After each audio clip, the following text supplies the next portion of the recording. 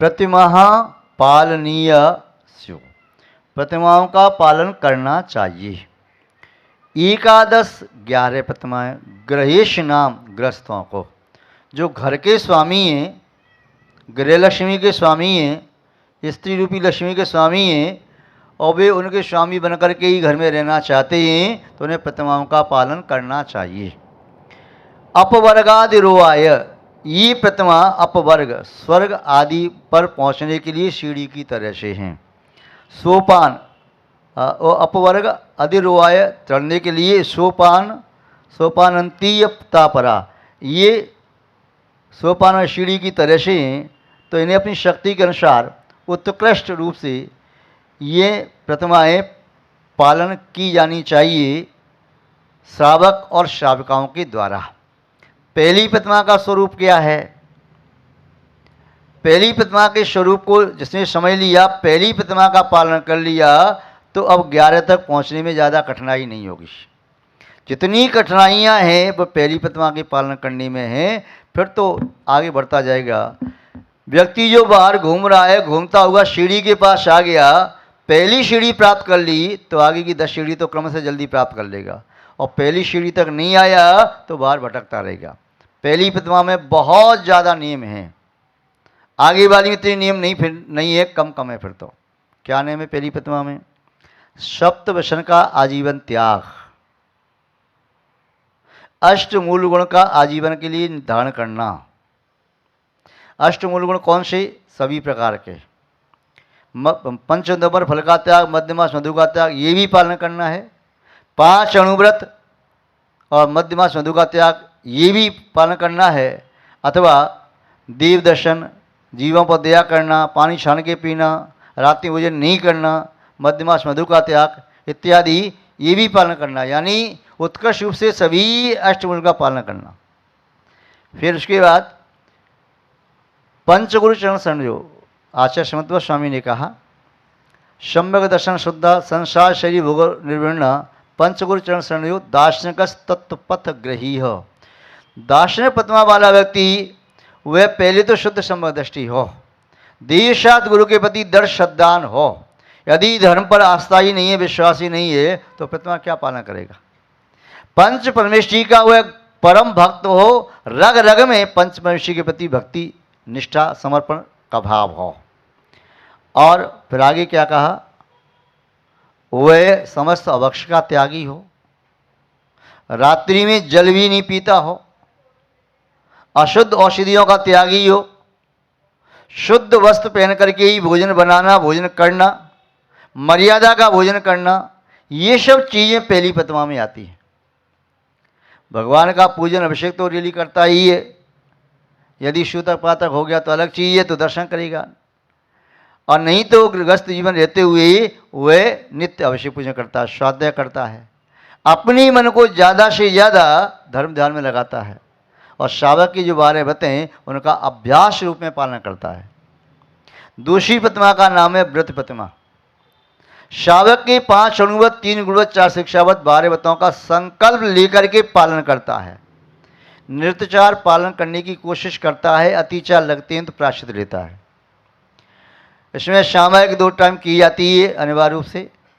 पर्वों के दिनों में शक्ति अनुसार उपवास, प्रोषोपवास या 3 एकासन करता है। इसके साथ अतिथि संवाद साधुओं को नियम से आहार देता है, और बिना आहार दिए आहार नहीं करता। नहीं मिले तो अनुमोदना करता है कि जहाँ भी आहार हो रहा हो उनका हर निराकुलता से हो। संलेखना की भावना भाता है, अथवा भोग और परभोग का प्रमाण आदि कर लेता है। और दिग्व्रत की सीमा नियम से लेता ही है, देशव्रत की सीमा लेता है, पक्ष मास या सप्ताह या दिन वह सीमा लेता है, योग आदि की सीमा लेता है। इतने समय तक मैं सीमा के बाहर नहीं जाऊंगा। और अनर्थ दंड जो निष्प्रयोजन पाप होते हैं उनका त्याग कर देता है, और पापों से अपने आप को खूब बचा लेता है, बचा के चलता है। तीसरी प्रतिमा में बस इतना बढ़ गया कि वह प्रतिमा सामयिक अभी 2 बार करता था, प्रातः काल और संध्या काल में। अब तीसरी प्रतिमा में सामयिक 3 बार हो गई। पहली प्रतिमा में सामयिक अभ्यास करता था, 1 बार 2 बार 3 बार जैसे भी करता था, अभ्यास में था। और दूसरी में 2 बार करता है संकल्प पूर्वक, तीसरी में 3 बार करता है संकल्प पूर्वक। चौथी प्रतिमा में अब एक बढ़ गया, जो प्रोषोद्वास व्रत था, दूसरी प्रतिमा में व्रत लिया था, अष्टमी चौदश का उपवास दूसरी प्रतिमा वाला शक्ति अनुसार करता है, कभी उपवास करता, एकासन करता या 3 एकासन करता, या फिर रस आदि का त्याग करके कुछ सीमित वस्तुओं को लेता है, अन्न का त्याग कर दिया, कोई फल का त्याग कर दिया, हरि का त्याग कर दिया, जो भी त्याग करके अपनी व्यक्ति को संकोच करता है। किंतु चौथी प्रतिमा वाला व्यक्ति वह अष्टमी चौदश को उपवास ही करता है, प्रोषोद्वास है। विषम परिस्थिति ये तो बात अलग है, अष्टमी चौदश के उपवास नहीं तो फिर एक काम करे, वह सप्तमी नवमी का एक आसन नहीं कर सकता है तो 2 आसन कर ले, पर अष्टमी उपवास करे। ऐसा भी नहीं कर पाए तो यदि वह फिर जघन्य रूप से यही हो गया कि सप्तमी अष्टमी नवमी 3 उपवास 3 एक आसन करे, अपनी शक्ति के अनुसार करे। ऐसे ही त्रयोदशी चौदशी और अमावस्या पूर्णमासी में करे। 5वीं प्रतिमा में वह अब सचित्र का त्यागी हो गया, सावत अनाज सावत फल आदि नहीं खा सकता, फल सब्जी आदि को बिनार के खाएगा। अनाज आदि ये पिसा हुआ, भुना हुआ या दलिया उसका 2 टुकड़े किए हैं वह, या नमक मसाला आदि मिला हुआ, इस प्रकार प्राशुक करके अचित करके खाएगा। चौथी तक वह पानी, ठंडा पानी पी सकता था, कच्चा पानी पी सकता, छना हुआ पानी पी सकता था, या फल भी सावत आ गया तो खा सकता था, किंतु 5वीं प्रतिमा वाला नहीं खा सकता। सावत अनाज भी वह खा सकता था, किंतु 5वीं वाला अब नहीं खा सकता। 6वीं प्रतिमा का नाम है रात्रि भुक्ति त्याग व दिवा मैथुन त्याग।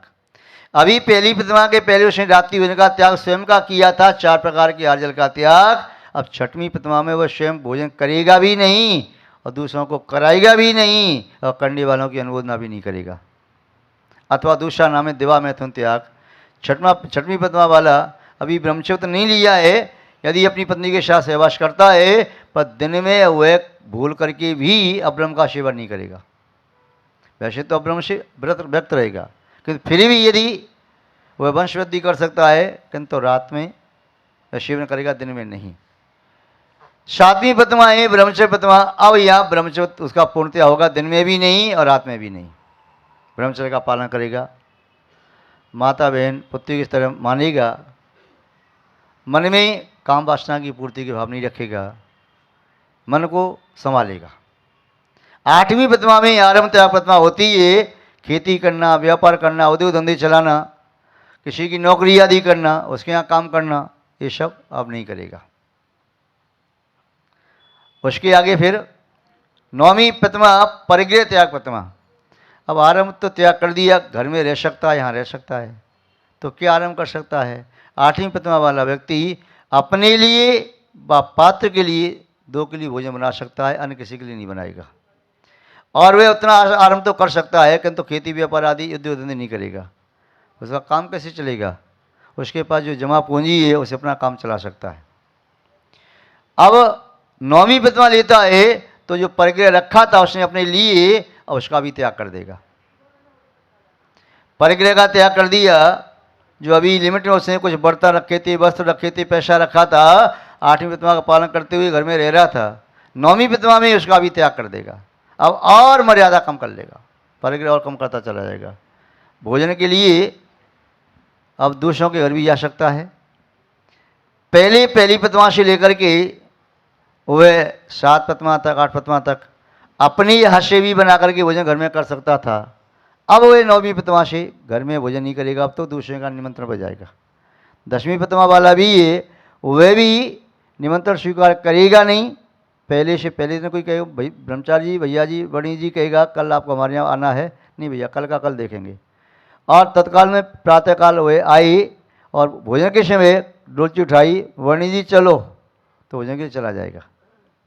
11वीं प्रतिमा में अपने लिए बनाए उद्देश्य भोजन का भी त्यागी होता है। वह शावक भोजन बनाए और फिर वह आहार के लिए निकलते हैं। छुल्लकी महाराज वर्तमान काल की परंपरा है, उनका पड़गान होता है। पहली परंपरा ये थी कि वह आवाज़ लगाते हुए जा सकते थे, धर्म लाभ, और किसी शावक व शावका ने कहा महाराज जी आओ आओ महाराज जी, और बिठाल करके भोजन करा दिया। किंतु वर्तमान काल की लोक व्यवहार को देखते हुए वह परंपरा आज उचित भी नहीं है, कि ऐसा लगता है जैन मुनि का, जैन साधु का अपमान जैसा होगा कि भीख मांग रहे। तो इसलिए अभी वर्तमान काल में लोकोपचार ही चल रहा है कि चाहे शुल्लक जी हैं, ईलक जी हैं, शुल्का माता जी हैं, वह भी मुनराज के पीछे वे हार के लिए निकलते हैं और उनका भी शावक विधिपूर्वक प्रगान करते हैं। 11वें पद्मा जो है उदिष्टा पद्मा, उसके 2 भेद हैं। एक पहला भाग क्षुल्लक, दूसरा एलक जी। क्षुल्लक जी महाराज होते हैं तो एक कोपीन और दुपट्टा रखते हैं, अंश सिले हुए वस्त्र। एलक जी तो अकेली कोपी रखते हैं। और क्षुल्लक जी महाराज के लिए फिर भी सुविधा ये थी कि वह कैंची से भी बाल कटवा सकते हैं। क्षुल्लक जी महाराज का ये भी था कि वह पात्र में हाल ले सकते हैं, कटोरी में या थाली में हाल ले सकते हैं, 1-2 बर्तन रख करके हाल ले सकते हैं।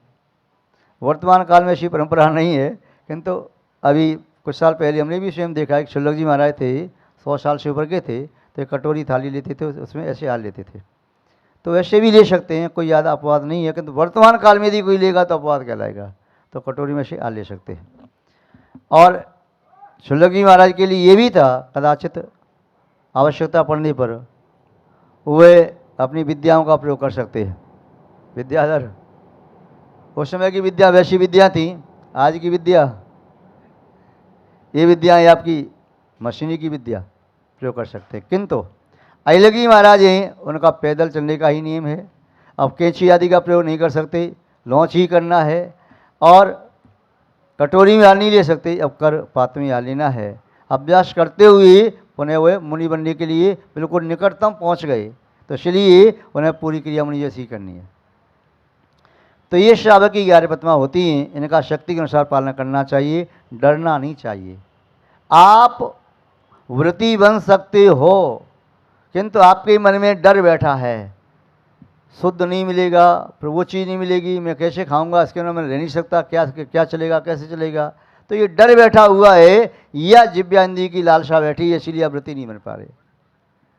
या किसी व्यक्ति हो सकता है, कोई मजबूरी हो सकती है, उसके यहाँ शुद्ध पानी ही नहीं है, तो कैसे व्रती बने।